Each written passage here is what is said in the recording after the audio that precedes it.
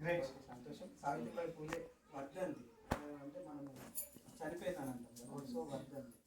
ఈ వర్ధంతి సందర్భంగా ఈరోజు మన కోసం ఈమె చేసిన త్యాగం గురించి తెలపాలన్న ఉద్దేశంతో ఇక్కడికి రావడం జరిగింది.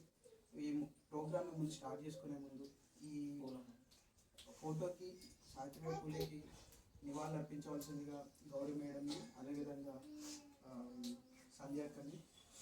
మేడం మీరు కూడా రండి.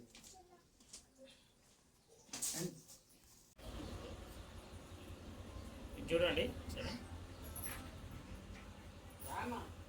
చూడాలి ఒకసారి.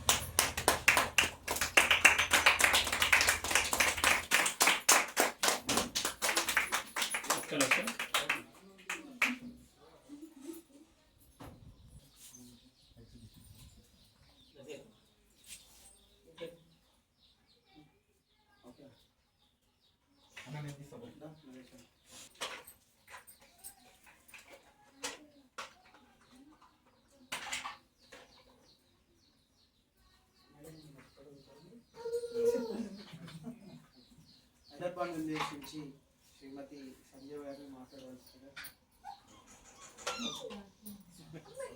మనం సావిత్రిబాయి పూలే వర్ధంతిని చేస్తున్నాం.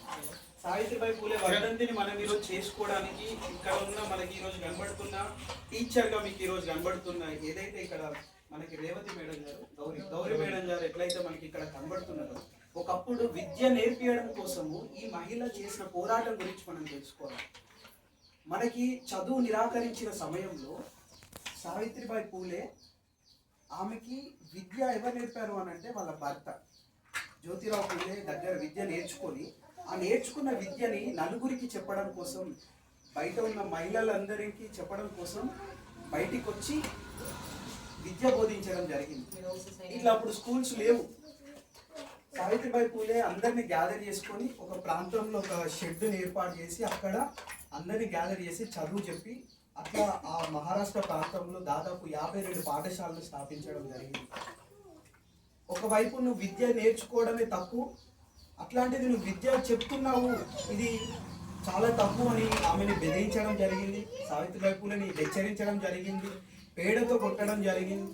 పేడ చేసుకొని రాళ్లతో పేడతో దాడి చేసినా కూడా, ఎన్ని అవమానాలు పడ్డా, బూతులు తిట్టినా, అనేక రకాలుగా అవమానించినా కూడా సావిత్రిబాయి పూలే ఎక్కడ కూడా తగ్గకుండా ఆమె ఒక సంచిలో ఇంకో చీర పెట్టుకొని ఆ చీర ఏదైతే స్కూల్ దగ్గరికి వచ్చి మార్చుకొని వాళ్ళకి ఆ పిల్లలకి విద్య బోధించడం జరిగింది.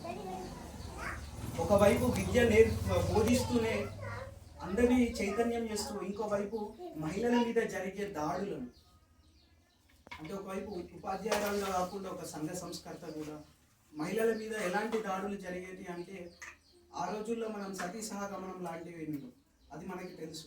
ఒకవైపు ఏమో భర్త చనిపోయినాక వితంతు అయిన మహిళలు ఇంకో ప్రాంతంలో కనబడుతూ ఉంటారు.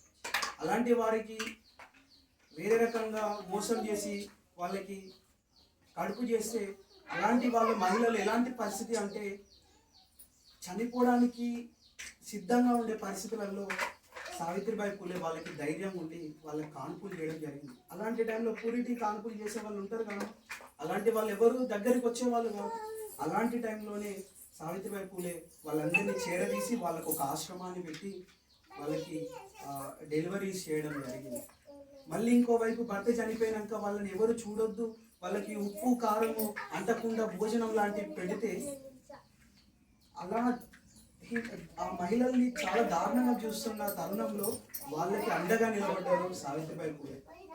ఈ గుండు కొట్టించిన ఏదైతే ఈ మహిళలు భర్త చనిపోయినాక గుండు కొట్టి వాళ్ళని అవహేళనగా చూస్తున్న సమయంలో మనకి నీళ్లు తాగడానికి కూడా నిరాకరించిన సమయం మనకు కనబడింది.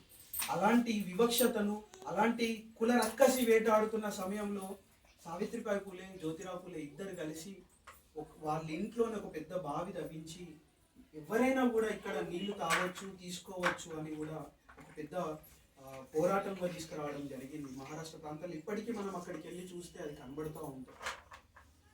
ఒకవైపు విద్యావేత్తగా, ఒకవైపు రచయితగా ఈరోజు విద్య ఎందుకు అవసరం, ఇప్పుడు మనకి ఇక్కడ అంగన్వాడీ స్కూల్ మన ప్రభుత్వం ఏర్పాటు చేసింది. అంగన్వాడీ స్కూల్ దగ్గరికి మన పిల్లల్ని పంపిస్తున్నాము, మనకి ఇక్కడ అందుబాటులో ఉంది. కానీ ఆ రోజుల్లో ఏమీ లేదు. వాళ్ళ ఇంటికి వెళ్ళి వాళ్ళ అమ్మ నాన్నలతో మాట్లాడి మీ పిల్లల్ని పంపివ్వండి అని వాళ్ళని రిక్వెస్ట్ చేసి మరీ చదువు నేర్పించింది. అలా చదువుకున్న వాళ్ళు అనేక మంది గొప్ప గొప్ప స్థాయిలో కూడా వెళ్ళే విధంగా రచయితలుగా మారి ఆమె ఆశ్చర్యపోయారు. ఇంత గొప్ప జ్ఞానం ఉంది మన భారతదేశంలో ఉన్న మహిళలకు అని చెప్పడం జరిగింది.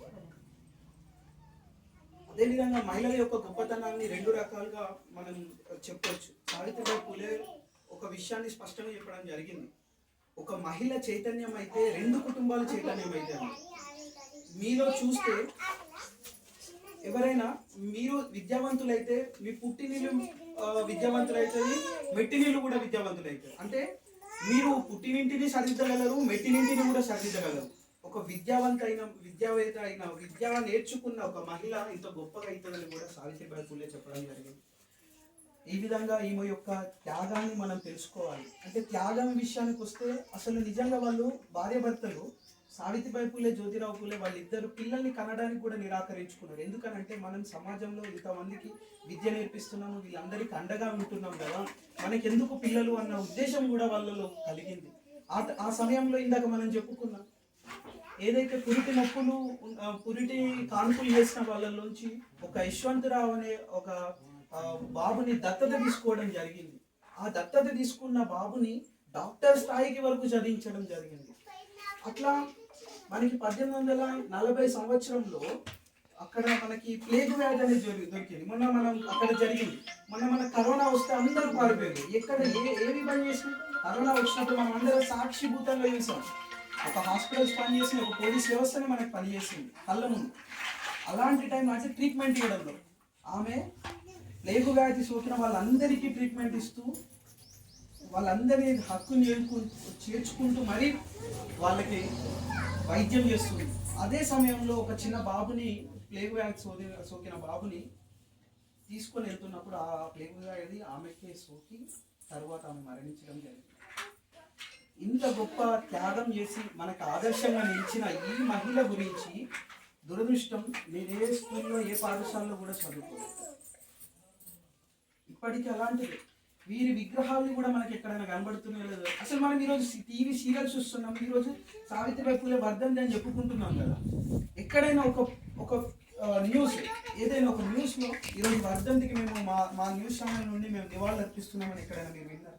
ఒక పేపర్లో ఒక హెడ్లైన్స్ అలాంటి పరిస్థితులు మనం విన్నాము. ఆ తల్లి త్యాగమే లేకపోయేది ఉంటే మనం ఇంకొక 200, 1000 దాదాపు ఒక 500 సంవత్సరాల వరకు మనకి విద్య అందేది కాదు అని అంటే మీరు నమ్మగలుగుతారు. అంత గొప్ప త్యాగం చేసిన మహిళ గురించి మనం ఈరోజు తెలుసుకోవాలన్న ఉద్దేశంతో ఇక్కడికి రావడం జరిగింది. సుందీల నరేష్ గారు, శ్రీనివాస్ గారు అండ్ శ్రీమతి సంధ్య గారు ఈ అవకాశం ఇచ్చిన మేడం గౌరీ గారికి అండ్ సువర్ణ గారికి కృతజ్ఞతలు చెప్పుకుంటూ